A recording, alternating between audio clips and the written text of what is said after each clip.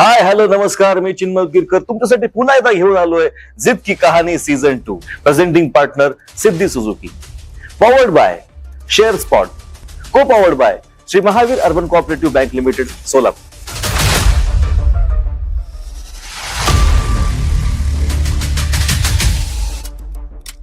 हाय hello नमस्कार, मी चिन्मय उदगीरकर तुम्हा सगळ्यांचं मनापासून स्वागत करतो जिद की कहाणीमध्ये. काही शहरं ही ठराविक गोष्टींच्यासाठी खूप प्रसिद्ध असतात. त्या शहरांना एक परंपरा असते, परंपरागत व्यवसाय असतात आणि त्या व्यवसायामुळे पण ती शहरं ओळखली जातात. असंच आपलं सोलापूर आणि सोलापूर मधलं ज्वेलर्सचा जो व्यवसाय आहे हा जगप्रसिद्ध आहे. आणि या व्यवसायामधलं, या ज्वेलर्सच्या व्यवसायामधलं सोलापुरामधलं एक प्रतिष्ठित नाव, आदराचं नाव म्हणजे करजगीकर ज्वेलर्स. आणि त्याचे संचालक भीमाशंकर करजगीकर आणि त्यांच्या सौ स्वीटी करजगीकर आपल्याकडे आज आलेले आहेत. त्या मंचावरती आहेत. तुम्हा दोघांचं मनापासून स्वागत. आणि मला तर असं वाटतंय की मी एखाद्या चित्रपटाच्या हिरो हिरोईनचा इंटरव्ह्यू घेतोय, ज्यांचा आत्ताच एखादा नवीन व्हेंचर लॉन्च होणार आहे आणि ते प्रमोशनसाठी करताय. इतके तुम्ही मेड फॉर इच अदर आहात, एकमेकांच्या प्रेमामध्ये आहात. आणि करजगीकरांवरती पण सोलापूरकरांनी इतकी प्रेम दिलेलं आहे की त्यामुळे तुमचा व्यवसाय पण छान वाढलेला आहे. तुम्ही पण ते प्रेम खूप सार्थ पद्धतीने टिकवून ठेवलेलं आहे. नक्कीच या वाटेने खूप कष्ट असतील सर, आणि हा प्रवास नक्कीच खूप त्रासाचा पण असेल, खूप साधनेचा असेल, निष्ठेचा असेल. आम्हाला सगळा प्रवास समजून घ्यायचा आहे सर, की व्यवसायाची सुरुवात कशी झाली. 20 वर्ष हा व्यवसाय तुमचा फुललेला आहे, त्यात अडचणी काय काय आहेत, त्यावर तुम्ही मात कशी केली, हे सगळंच आम्हाला जाणून घ्यायचं आहे. खरं तर आपला व्यवसाय हा पिढीजात व्यवसाय आहे. व्यवसायाची सुरुवात आजोबांनी, ऍक्च्युली आपला बिझनेस हा तंबाखू म्हणलं तरी चालेल. आपलं काम म्हणजे तंबाखू म्हणलं तर प्रत्येकाला कुणाला तरी दुकान आणि हे तर असतो. आमच्या वडिलांनी आणि आजींनी स्टार्टिंग बाकड्यावर तंबाखू आणि सुपारी विकायचा व्यवसाय स्टार्ट केलेला सराफ कट्ट्यामध्ये. ते सराफ कट्ट्यामध्ये आजोबांचं थोडस नेचरच असा होता की आज सिद्धरामप्पा, कैलासवासी सिद्धरामप्पा करजगीकर म्हटले की जरा हसमुख आमच्यासारखेच सेम. मग ते त्यांना कसं आहे, सगळ्यांचे मन मिळाव, सिद्धरामप्पा माझ्या दुकानी आहे. आजोबांना एवढं आवर्जून बोलवायचे, त्यांच्याकडनं तंबाखू घ्यायचे. आज जे त्यावेळचे ते 10-20 पैसे होते, आठवणीने 50 पैसे द्यायचे. जसं मला वडिलांनी सांगितलंय त्याप्रमाणे, राहू दे सिद्धरामप्पा, आज तुझं ह्या स्वभावात सगळ्या आम्ही भुरळ आहोत. मग ते थोडं थोडं मग एक मोहीम कर म्हणून आपलं दुकान, जे स्टोटांग आपलं दुकानची सुरुवात झाली आपली मोहीम कर म्हणून. त्यांच्या इथं आजोबांनी सुरुवात केली मुनीम म्हणून. त्यांचे सुवाच्य अक्षर, त्यांचा स्वभाव हे सगळ्यांना पहिलेच भुरळ. मग ते अजून थोडेसे त्याच्यात गुंतत गेले. मग मोहीमकरांची पुढं कुठे पिढीजात कोणी नव्हता. त्याने म्हटले सिद्धरामप्पा हा व्यवसाय पुढे तुम्ही चालवा, माझीशी इच्छा आहे. अरे वा. मग त्यांनी पूर्ण हे करून, मग त्यावेळी पण म्हटले अरे मला थोडं पैशाची गरज आहे. मग आजोबा म्हटले माझ्याकडे तर असं पैसे नाही आहेत. मग त्यावेळी थोडी थोडी सुरुवात केली खानावळ. खानावळला सुरुवात केल्यानंतर ना माझे 3 नंबर काका त्याच्यात इंटरेस्ट घेऊन उतरले. त्यातले थोडे पैसे थोडे जमवून मग ते दुकान थोडस खरेदी केलं. दुकान थोडस डेव्हलप करत करत त्यावेळी आमच्याकडे तर त्यावेळी असं म्हणजे सिच्युएशन अशी नव्हती की लगेच माल भरावा. काय लागलं एक 5 मिनिट बसा होलसेलवाल्याकडे. त्यावेळी सुद्धा होलसेलर होते त्या काळी सुद्धा. त्यांच्याकडनं वस्तू आणायची, द्यायचं, व्यवहार झाला परत त्यांचे संध्याकाळी पैसे नेऊन द्यायचे. हळूहळू व्यवसाय आपला खानावर सुद्धा वाढवत गेला. आज आजीचा हात असा होता, तिला कोणी म्हटले की असं ते स्वयंपाकातली आमची हीच अन्नपूर्णा. मग ते खानावळमध्ये अशी जवळजवळ मायामध्ये मी जसं मला समजत होतं त्यावेळेस सुद्धा आपल्या खानावळमध्ये वेटिंग राहत होतं. मग त्याच बिझनेसच्या जोरावर पप्पांना एक थोडस कनेक्टिव्हिटी आली. ते दुकानी गेले. दुकानी बसल्यानंतर त्यांना त्याच्यात थोडस इंटरेस्ट आला, वाढवत गेले. मग काही काही त्यांच्या मित्रांनी त्यांना, बापू तू ह्या क्षेत्रामध्ये नाही, वडिलांचं नाव बापू साहेब, बापू तुम्ही ह्या क्षेत्रातले नाही आहेत, राजकारणामध्ये जाऊ. नगरसेवकच्या इलेक्शनला उभारले, निवडून आले झटक्यात, काही न हे करता. कारण का तुम्हाला पहिलं सांगितलं कसं सगळ्यामुळं मन मिळावं असल्यामुळं कुणाला एवढा हाजी करायची मला गरज नाही पडली. बरोबर. ट्रान्सपोर्ट क्षेत्रामध्ये परत हळूहळू मग हे नगरसेवक होता ट्रान्सपोर्ट मध्ये आले. ओळखी वाढत गेले. ओळखी वाढत गेल्यानंतर ट्रान्सपोर्ट व्यवसायामध्ये वृद्धी वाढत गेली भरपूर. मग माझ्या काकांनी खानावळ बंद केली, तिथं कोणी नाहीये म्हणून. ज्वेलरीमध्ये वडील नगरसेवक झाले म्हणून ज्वेलरीमध्ये एक माणूस कमतरता झाला. माझे 2 नंबर काका तिथं जाऊन ऍडजस्ट झाले. मग तिथं त्याने ऍडजस्ट करता करता करता करता माझी 8वी 9वी 10वी आली. मग 10वी झाल्यानंतर म्हटलं आता इथं कोण बसणार. मला 10वी स्टार्ट असतानाच तिथं नेऊन बसवलंय वडिलांनी. त्याच्यासोबत मग मी दुकानमध्ये 1 वर्ष केलं, 1 वर्ष ट्रान्सपोर्ट मध्ये केलं, 1 वर्ष सिमेंट दुकानात केलं. बर. म्हणजे प्रत्येक ह्याच्यातलं आपल्याला जिथं जिथं काय काय कमतरता येईल तिथं आपण जाऊन ऍडजस्टमेंट केलं त्याच्या सगळ्या गोष्टी. लास्ट इव्हेंट मग परत दुकानी आलो. त्यावेळी काकांना पण थोडस सिमेंट मध्ये जास्त जावं लागत होतं. अल्ट्राटेकचं आपल्याकडे त्यावेळी स्टार्टिंग पासून आतापर्यंत अल्ट्राटेकची डीलरशिप आहे आपल्याकडे. आणि आपल्या हाताखाली जवळजवळ 24 सब डीलर आहेत अजून सुद्धा. मग ते तिकडे गेले, मी ह्या दुकानी कन्वर्ट झालो. मग 1998 पासून मी कंटिन्युअस मध्ये रुळात लागलो. मग शाळा आपलं कॉलेज शाळा माझी संपली. कॉलेज करता करता first year, second year, third year दुकानात बसूनच झालं. बर. 1 तास 2 तास तेवढंच फक्त कॉलेज मी एन्जॉय करून यायचा. परत ऑन ड्युटी दुकानी. बर. करता करता 2002 ला जागा मिळाली आपल्याला. वारद बुळामध्ये जागा मिळाली. मग छोट्या व्यवसायाचं मोठ्या दुकानात रूपांतर झालं. तिथं कंटिन्युअस मध्ये मी बसत गेलो. काकांचा मुलगा 2 नंबर काकांचा 2 नंबर मुलगा आणि पहिला मुलगा माझ्यासोबत तिथं आले सपोर्टिंग पार्टनर म्हणून. ते कंटिन्युटी मध्ये वाढत गेला आपला. तसं सगळ्या गोष्टींमध्ये वृद्धी झाली. शेती डेव्हलप झाली. 2 एकर घ्यायचे तिथं आपण परत 40 एकर जागा घेतली. परत ट्रान्सपोर्ट साठी म्हणून थोडी जागा घ्यायची होती, तिथं जागा वाढवत गेली. एवढ्या ह्याच्यामध्ये स्ट्रगल पप्पानी एवढं पळापळ केले. माझं आज मुलं कितवीला हे सुद्धा आमच्या वडिलांना माहित नव्हतं.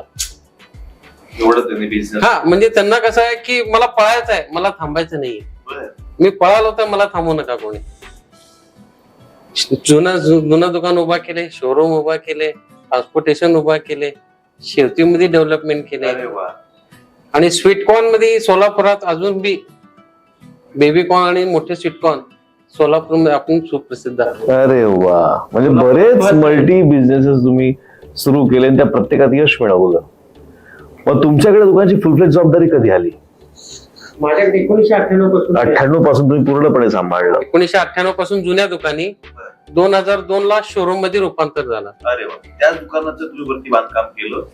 नाही, नवीन जागा घेतली. नवीन जागा घेतली. मग 2005 ला माझं लग्नाची सुरुवात म्हणजे बघायची सुरुवात झाली. बार्शीला गेलो, त्यांच्या आजोबांची ओळख झाली. त्यांच्या आजोबांना आमची थोडीशी ओळख वगैरे होती. तिथून मग त्यांनी नाशिकला थांबा, आपण नाशिककडे येऊया परत. आता पुढची स्टोरी त्या सांगतील. बार्शी पर्यंत आम्हाला कळलं, आजोबांशी ओळख झाली, तेही कळलं. पुढे कसं झालं काय? ऍक्च्युली एवढं लांब म्हटलं तर आमची तयारी नव्हती. आणि त्याच्यात बार्शी सोलापूरला कुठे आहे? बार्शी मामाचं गाव असल्यामुळे ना आई स्वतः एकटी येत नव्हती. त्याच्यामुळे माझ्या पप्पांचं आणि काकांचं मत होतं की आपण लांब मुलगी द्यायची नाही. बायका जरी लांबच्या आणल्या तरी मुलगी मात्र लांब द्यायची नाही. मग माझ्या आजोबांकडे म्हणजे आजोबांचं घर आणि ह्यांच्या आत्यांचं घर समोरासमोर होतं. हा, मग हे मुलगी बघायला गेले ते बार्शीला आणि आजोबांनी माझा बायोडाटा तिथं दाखवला. मग सासऱ्यांना फोटोवरून पसंत पडली आणि करजगीकरचे ऑलमोस्ट सोलापूर सोडून कुठेच नाहीये, सगळे तिथलं तिथंच आहे म्हणजे आजूबाजूला. एवढ्या लांब म्हणल्यावर त्यांची पण तयारी नव्हती. मग त्यांनी म्हणले की ठीक आहे, आपण इथले तर आधी पत्रिका तर बघू आणि पोरगी तर पसंत आहे फोटोवरून, मग पुढे बघू. पत्रिका बघितली. यांनी पसंत केली होती का आजोबांनी पसंत केली होती? ह्यांच्या वडिलांनी पसंत केली होती. यांचं काय म्हणणं होतं? फोटो माझं तर काहीच नव्हतं. पहिल्या वडिलांच्या पुढे कोणी जात नव्हतं. वडिलांच्या पुढे नाहीच आहे. तुम्हाला पसंत पडली ती मला पसंत, तुम्हाला सांभाळणार आहे ती मला सांभाळणार. पहिल्यापासून माझं हा वाक्य कायम होता की तुम्हाला मेन महत्वाची किंवा तुम्हाला पसंत पडली पाहिजे. आयुष्यात मला काढायचं आहे. बघितली पत्रिका आणि मग सांगितलं की ठीक आहे, आम्हाला तर मुलगी पसंत आहे, पत्रिका पण जमतीये, पण एवढ्या लांब कसं करायचं.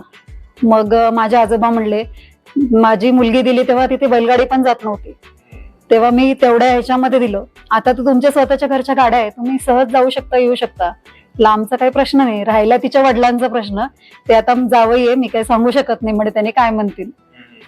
मग ठीक आहे म्हटले. मग 15 दिवसांनी येणारे म्हणून सांगितलं. मग आमचे सासरे म्हणले नाही म्हणे, मुलगी गेली तर काय करायचं हातातून आपल्या. 8 दिवस अगोदरच सांगितले, नाही आम्ही पुढच्या रविवारी नाही येणार, नाही ह्या रविवारीच येतो. मग 2 गाड्या घेऊन ते सगळेजण आले, बघितले, पसंती झाली आणि इथून पुढे ते परत पुण्याला जाणार होते मुलगी बघायला. मग ते म्हणले की आम्हाला तर मुलगी पसंत आहे, मुलीची इच्छा विचारा म्हणजे वडिलांना म्हटले. वडील म्हणले मुलगी काय आमच्या शब्दाच्या बाहेर नाहीये, तरी मी विचारतो. मग रात्री मग मी पण यस सांगितले, फक्त म्हटलं थोडस लांब आहे, तेवढं मात्र बघावं लागेल म्हणलं. मग सगळ्यांचं हो झालं. त्याच्यानंतर मग आम्हाला असं वाटत होतं की कुठेतरी हे हुंडा वगैरे जास्त घेतील, श्रीमंत आहेत आणि इकडे सोलापूर साईडला थोडीशी पद्धत आहे तशी, म्हणून थोडस आम्ही एक 8-10 दिवस थांबलो होतो. मग सगळेजण सासऱ्यांना पण त्यांचे मित्र वगैरे सांगितले, अरे बापू तुझ्याकडे सगळं आहे म्हणे, मुलगी चांगली मिळती म्हणल्यानंतर नारळ आणि मुलगी कर काय फरक पडतो. मग त्यांनी हो सांगितलं, झालं. मग पण मग तुम्ही त्या बघण्याच्या कार्यक्रमामध्ये एकमेकांशी बोलला होतात की नव्हता बोललात? नाही बघितलं होतं ऍटलीस्ट एकमेकांना? नाही, आम्ही ह्यानी नगरपर्यंत पोहोचले. नगरला पोहोचल्यावर ह्यानी पप्पांना म्हटले की पप्पा मला तिच्याशी बोलायचं होतं. तर ते आम्हाला आतापर्यंत सारखं विचारायचे की तुला काय बोलायचं होतं, तुला काय बोलायचं होतं तिच्याशी. त्यांनी तेवढी परमिशन माझा देत एक नव्हते. प्रश्न असा होता की मी BA कारण का बिझनेस म्हणलं मला हेच मी दुकानात बसून मी परीक्षा दिलेल्या आहेत ऍक्च्युली कॉलेजला न जाता. मग पुढं मला ह्याच्यातच जास्त पुढं करायचं म्हणलं. पप्पा म्हणले तुला पुढं जास्त शिकवून काय करणार. मला फक्त एक्झाम्पल दिले, BA झाल्यावर तू काय होणार, पुढे अजून शिकणार, मोठा काहीतरी अधिकारी होणार, महिन्याला किती कमवणार, 1 लाख 1.5 लाख. हे जर तू दुकानात बसून कस्टमर जर कमवला तर तुला स्वतःचे किती पैसे मिळतील तुला हे लक्षात आहे का. मग ते कल्पना घेऊन मग मी BA पर्यंत फायनल केला. ही आहे MA, मी आहे BA. कुठल्या मुलीच्या मनात शंका राहू नये की बाबा मी जास्त शिकले हा कमी शिकलाय, हा प्रकार मनात राहू नये. हा फक्त महत्वाचा छोटा प्रश्न मला तेवढंच विचारायचा होता, बाकी काही नाही. आणि आमच्या घरामध्ये यांचे पप्पा म्हणजे मेन, त्यांच्या शब्दाच्या बाहेर कोणीच जात नव्हतं. म्हणजे राष्ट्रपती. आता 1.5 वर्ष झाले ते एक्सपायर झाले, त्याच्यामुळं त्यांच्या शब्दाच्या बाहेर कोणीच जात नव्हतं आणि त्यांच्या पुढे कोणाची उभं राहायची सुद्धा ताकद नव्हती. पण ते फक्त मला एकटीला खूप फ्लेक्झिबल, म्हणजे मुलगाच म्हणायचे मला. मला विचारले तू शिकलेली आहे, मग तुला काय करायची इच्छा आहे. म्हटलं मला इच्छा आहे B.Ed करायची आणि जॉब वगैरे. ते म्हणले की आमच्या घरात तर अलाउड नाहीये जॉब, आणि माझं माहेरी पण आमचं ज्वेलरीचंच दुकान आहे, म्हणजे इमिटेशन ज्वेलरी आणि स्टेशनरीचं आहे. मग तिथे मी पप्पा आणि काकांसोबत बसायचे. मग ते म्हणे तुला ऑलरेडी ते सगळं अनुभव आहे, तू इकडे दुकानात बसू शकते, ह्याच्यासोबत बस, तो शिकवेल, आम्ही आहे, आम्हाला मदत कर. मग लग्न झाल्यावर 1 वर्षभर बसले. त्याच्यानंतर मग मुलं ह्याच्यामध्ये 10 वर्षामध्ये गॅप झाला. मग त्याच्यानंतर आता 3 वर्ष झाले परत बसायला लागले, परत दुकानात बसायला लागले. महत्वाची गोष्ट म्हणजे आपल्या इथं एक्झिबिशन आहे गोल्डचं आज, फर्स्ट डे आज. दरवेळेस पुणा, बॉम्बे नंतर कोल्हापूर इथं होत असतो. मी लास्ट फर्स्ट टाइम म्हटलं आज मी शॉप मध्ये थांबतोय, आज तू एकटी जायचं आणि स्वतः तिथं फेसिंग करायचं. काही नाही म्हटलं, घाबरायचं काही नाहीये. एंट्री कर, सगळे स्टॉल्स असतात, तुला फक्त एक नजर मारलं की काय घ्यायचं आपल्याला लक्षात येईल आणि तू सेलिंग करते, तुला माहिती आहे की आपल्याला काय लागतंय. तर तिथं जाऊन डेअरिंग कर. आज स्वतः तुझ्याकडे चेकबुक दिलेत, मेटल दिलेत, जाऊन पसंत पडते ते वस्तू घ्यायचेत आणि त्यांना आपलं कार्ड द्यायचं आहे. ये 2-3 दिन में आपको आर्टिस्ट हो जाएगा, विषय संपला. नाही मला परत हे तू जा म्हटलं, बिंदास, काही नाहीये म्हटलं, कोणी आपल्याला हे करणार नाही. दुकानाची मालकीन बाई आहेस, बिंदास, आपल्याला सण साजरा करायचाय, ह्या हिशोबाने माल घ्यायला जायचंय, तुलाच जायचंय, नाही तुम्ही तू एकटीच जायचं. आमचं कसं सासऱ्यांची खूप इच्छा होती की आपलं डबल 2 मजली शोरूम पाहिजे, मोठं करायचंय, त्यांचं खूप मोठं स्वप्न होतं. मग आता आम्हाला तेच वाटतं की त्यांचं स्वप्न आपण पूर्ण केलं पाहिजे क्या बात. आणि त्यांच्या विश्वासाला म्हणून आज त्यांच्या नावावर आमच्याकडे सगळे लोक ग्राहक येतात विश्वास ठेवून. तो विश्वास आपण कायम टिकवला पाहिजे. बरोबर. त्याच्यामुळे आम्ही क्वालिटीला जास्त महत्व देतो, क्वांटिटीला देत नाही. बरोबर, क्या बात आहे. आणि 20 वर्षापासून म्हटल्यानंतर खूप पिढीजात असं तुमचे कसं 20 म्हटलं तर नवीन शोरूमला 20 वर्ष झाले आणि जे 40 वर्ष झाले आता. बरोबर. 40 वर्ष. अजून सुद्धा फार कस्टमर आजोबांचं हातातनं घेतलेलं सोनं आणि रिसिट्स आणून दाखवत आहेत काही काही अरे जण. वा. मी काही रिसिट्स ते लॅमिनेशन करून, आजोबांचे अक्षर आहेत म्हणून ते दुकानात ते रिसिट्स मी लॅमिनेशन करून ठेवलेले आहेत. सर, पण आता व्यवसाय बऱ्यापैकी बदललेला आहे, स्वरूप बदललेलं आहे. बदललेलं, आपण हो. सुद्धा बदललेलं. आधी कसं विश्वासाने लोक विश्वास जपत जायचे, आपले त्यांचं एक खानदानी ज्वेलर असायचं त्यांचं, की त्याच्याकडूनच फक्त आपण घ्या. आता तसं उरलेलं नाहीये. आता लोक जिकडे काही चांगलं मिळत असेल किंवा जिकडे काही व्हरायटीवाला मिळत असेल तर तिकडे लोक जात आहेत. मग अशा कस्टमर्सला परत टिकून ठेवणं, त्यांना परत आपल्या त्या सर्कलमध्येच फक्त ठेवणं, यासाठी तुम्हाला काय वेगळ्या युक्त्या योजाव्या लागतात? काय स्कीम सांगणार? स्कीम म्हणजे काय, आपण एक तर आपला विश्वास ठेवलेला आहे, त्याच्यामुळं कस्टमर लवकर आले की स्वतः मला विचारतो की तिथं आणि तुमच्यात काय बदल आहे. एकदा पटवून सांगितलं की पुढच्या वेळी मला काय सांगायची गरज सुद्धा नाहीये. मग तो कायमस्वरूपी शिक्का, तो पुणे गाडगे असू दे, कुठलाही मोठा शोरूम असू दे, मग तो माझा शिक्का एकदा झाला की मग कायम परत पुढच्या वेळी तो माझ्याकडेच कायम राहणार. फक्त हिशोबामध्ये जे फरक आहे ते कस्टमरला पटवून दिला. आपला सोलापूर अजून म्हणजे फार मेट्रो सिटी पण नाही आणि फार हे नाही, मिडल क्लास लोक आहेत आपल्याकडे. आपल्या इथं लोक सोनं हा एक इन्व्हेस्टमेंट म्हणून घेतात आणि तो विकायला जरी आला, ह्यांची पॉलिसी त्यांना नाही पटणार. अरे. म्हणजे चेक स्वरूपात देतो.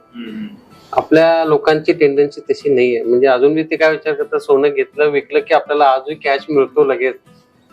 मग ती आपण थोडीशी चेंज केली. बरं. ज्यांना फारच गरज आहे त्यांना वेळेला प्राधान्य द्यावं लागतं, कारण इमर्जन्सी असती. काही वेळेला हॉस्पिटलचं कारण असू शकतं, काही असू शकतं. त्यावेळेला ते लोक चेक घेऊन काय करणार, त्यावेळेला आपल्याला आपल्या जवळचं म्हणजे कॅश द्यावंच लागतं. आणि त्यांच्या ह्याच्याप्रमाणे पण आपण डिझाईन्स आणि स्वतः जे थोडं बदल केला, फरक जाणवला, तसं कंटिन्युअस मध्ये तिथं बी गेलं तर इथला फरक तिथला फरक विचारून कस्टमर परत आपल्याकडेच घेतो. बरं. आणि असं नाही की आपल्याकडे का बनत नाही, स्वतःचे आपले 5 कारागीर आहेत. अरे वा. मग आपण त्यांना सांगून त्या पद्धतीने आणि त्या ह्याच्याप्रमाणे अवेलेबल आपण करून देतो टायमावर. बरं. दिलेल्या शब्दाला टायमावर आपण ते देतो, म्हणून आज आपल्याकडे कस्टमर टिकून आहे. तर आपली सर्व्हिस इंडस्ट्री आहे, म्हणजे ग्राहकांना आपण जितकी प्रॉम्प्ट आणि जितकी योग्य सर्व्हिस देऊ तितकं आपला व्यवसाय हा वाढणार आहे. मग नवीन चॉईसेस असणाऱ्या नवीन पिढीच्या ग्राहकांना आपल्याकडे आणण्यासाठी तुम्ही काय धोरण तुमच्या सर्व्हिसमध्ये ठेवलेलं आहे? आता तसं तर डिजिटल आहे सगळं, 4Gचा जमाना आहे. सगळेजण म्हणजे पिक्चर्स घेऊन येतात बरोबर. आणि मग हे होईल का, आम्ही त्याला मिळतच होतं बनवून देतोच. म्हणजे ह्यांचं काय म्हणणं आहे की आपल्या प्रॉफिटसाठी आपण कस्टमरला वापस पाठवायचं नाही, भले प्रॉफिट कमी मिळू दे, पण तो कस्टमर आपल्याकडे टिकून राहिला पाहिजे. क्या बात. त्यामुळे मग आलेला कस्टमर परत जात नाही एवढी मात्र गॅरंटी आहे. परंपरा जी जुनी आलेली आहे आजोबापासूनची, ती आपण टिकवायची आहे. आणि आमच्या आजोबापासूनची एक जुनी पद्धत आहे तीही अजून आपण ठेवलेली आहे. एक 10 घरं जे असे आहेत जे सणावाराला प्युअर सोनं त्यांच्या घरी नेऊन द्यायची पद्धत जी आहे आमच्या आजोबांची, ते अजूनही सुद्धा आपण त्याला म्हणजे 3.5 मुहूर्त जे असतात, दसरा, अक्षय तृतीया, पाडवा, त्यावेळेला अगदी आम्ही त्यांच्या नावाचं सोनं बाजूला काढून ठेवतो. इव्हन लॉकडाऊन मध्ये सुद्धा ह्यांनी एका पोलिसाला सोबत घेऊन प्रत्येकाच्या घरी जाऊन सोनं देऊन आले होते. अरे.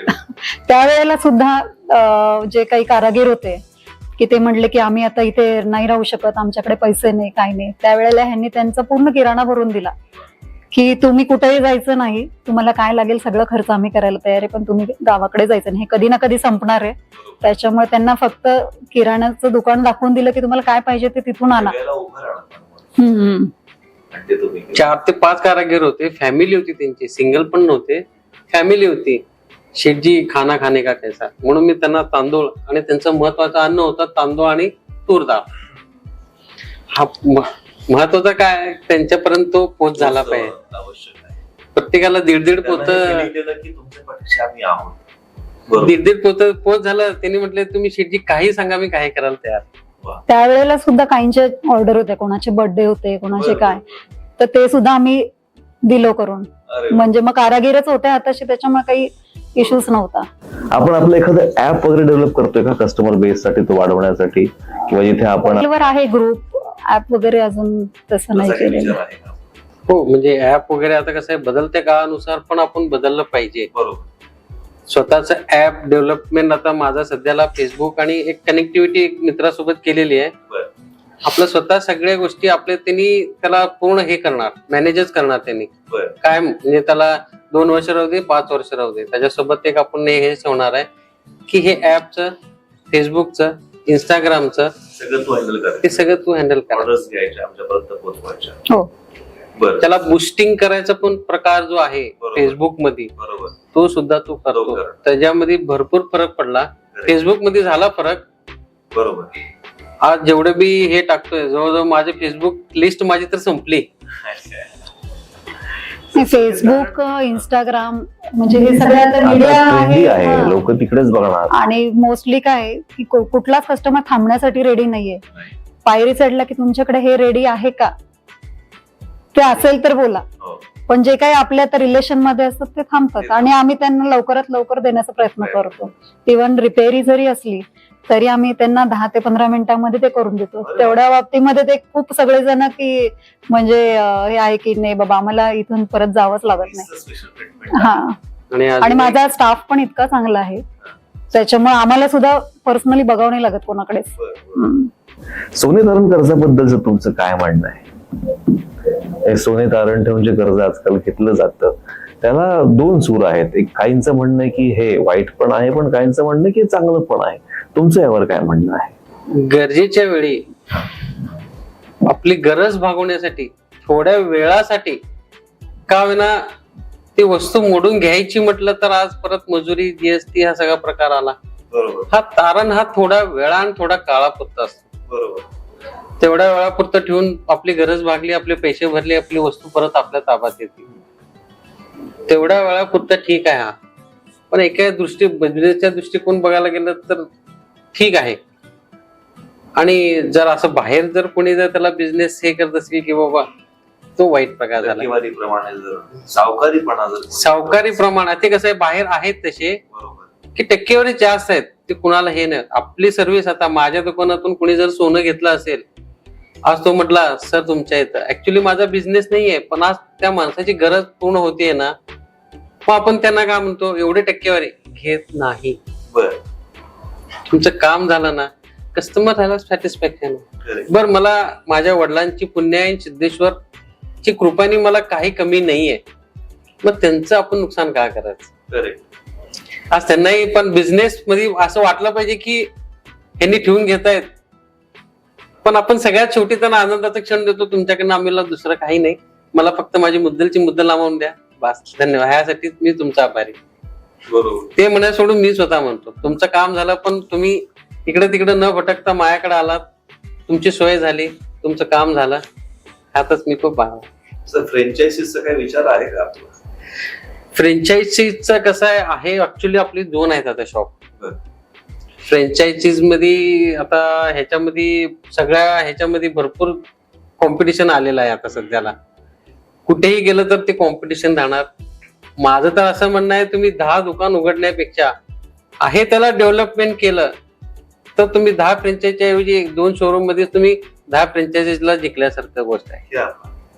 जे आहे तेच एकदम सजगपणे चांगलं करा. मग तुम्ही असं होईल की मग आज मी गुजरातमध्ये, आज तिथल्या लोकांना मी काय आहे माहित पडलं पाहिजे ना. त्यांनी आता आपण कसं आहे, कुठल्याही गोष्टी कुठं बघायला जाण्यासाठी आज आपण, मला सांगा थोडक्यात, पिक्चर मी घरी बघितलं, मग ते थिएटर मध्ये जाऊन काय मजा राहणार आहे? ओके, मग थोडक्यात असा प्रकार आहे, मी काय आहे ते इथं फेमस होऊ ना, Correct.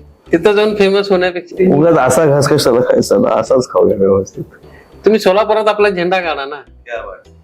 तिथला कस्टमर बेस इतका स्ट्रॉंग करा की तुम्हाला दुसरी गरजच पडली नाही पाहिजे. आम्हाला गर्व वाटतो की आमची दुसरी शाखा नाही हे सांगायला. वा वा. क्या बात. मला हे स्टँडिंग करायचं आहे की आपण सुद्धा कुणाच्या ह्याच्यामध्ये कमी नाहीये, Correct. आहे त्याला फक्त सांभाळणं हा सुद्धा महत्वाचा पार्ट आहे. बरं. ह्याच्यात आपण सक्षम आहोत, करू शकतो. बरोबर. सर तुमच्या आता मला एक प्रश्न बरं का सर शेवटचा, तर तुमच्या पुढच्या पिढीने सांगितलं की मला हा व्यवसाय करायचा नाहीये, मला काहीतरी वेगळं करायचं आहे, त्यावर तुमचं मत काय असेल? त्याला आपण रुजूक घालावा लागतो. जसं माझ्या वडिलांनी मला म्हटलंय, बाळा हा आपला पिढीचाच धंदा आहे. मग माझ्या कसं मनात बिंबवत गेलं की आपल्याला हा आपण केलं तरच आपलं पुढचं सगळं फ्युचर आहे. कारण का आज आपलं फ्युचर ब्राईट करायचं म्हटल्यावर ह्या व्यवसायामध्ये कसं आहे, जास्त झंझट नाहीये, 4 लोकांसोबत ओळख जास्त होती, Correct. बिझनेस पर्पज साठी इकडे तिकडे जाणं पण होतं. बरोबर.